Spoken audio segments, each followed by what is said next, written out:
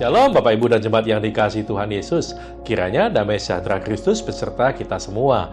Marilah kita tetap bertumbuh dalam anugerah-Nya dan dalam pengenalan akan Kristus sebagai Tuhan dan Juru Selamat kita. Selamat mengikuti renungan firman Tuhan hari ini. Tuhan Yesus memberkati. Renungan hari ini Jumat 14 Januari 2022 dengan judul Memberi Makin Berkurang atau Bertambah. Bacaan kita terambil dari Injil Lukas pasal 6 ayat 38 yang berbunyi demikian. Berilah dan kamu akan diberi.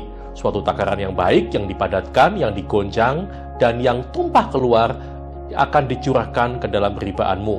Sebab ukuran yang kamu pakai untuk mengukur akan diukurkan kepadamu. Bapak, Ibu, dan saudara sekalian, banyak orang berpikir demikian ketika hendak memberi kepada orang lain.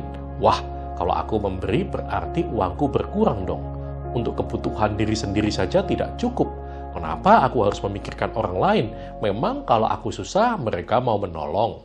Prinsip di atas walaupun sepertinya masuk akal, tetapi ternyata tidak sesuai dengan firman Tuhan yang menjadi landasan hidup kita. Firman Tuhan justru menegaskan bahwa kita tidak akan menjadi miskin karena kita memberi. Justru dengan memberi menunjukkan bahwa kita hidup dalam rasa syukur. Dalam Amsal 11 ayat 24 dikatakan, ada yang menyebar harta tetapi bertambah kaya, tetapi ada yang menghemat luar biasa namun selalu berkekurangan. Memberi juga menunjukkan bahwa kita hidup dalam kecukupan.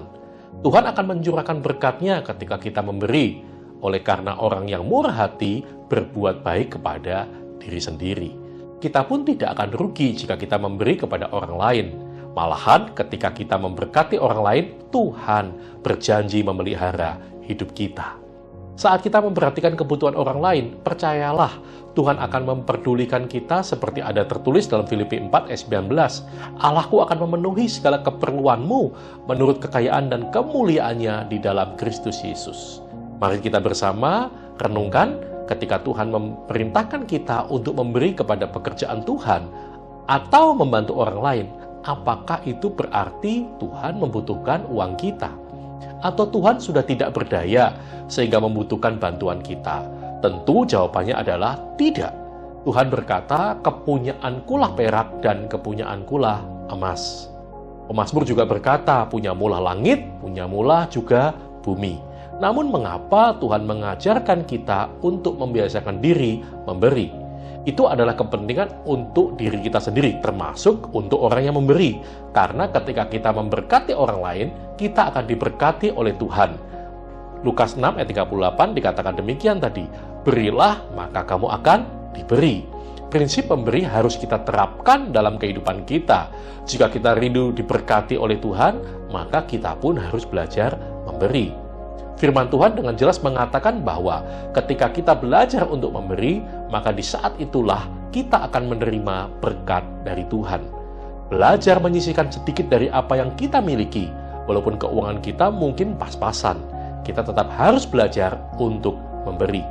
Belajar mengembalikan perpuluhan dari penghasilan kita, belajar memberi bagi mereka yang membutuhkan, maka kita akan melihat pintu-pintu berkat akan dibukakan bagi kita. Bahkan Tuhan mengatakan, ujilah aku, firman Tuhan semesta alam, apakah aku tidak membukakan bagimu tingkap-tingkap langit dan mencurahkan berkat kepadamu sampai berkelimpahan. Tuhan tidak pernah berhutang kepada umat-Nya. Dia akan semakin memberkati kehidupan kita. Ketika kita belajar untuk memberi, maka bukan semakin berkurang, tetapi malah bertambah. Amin.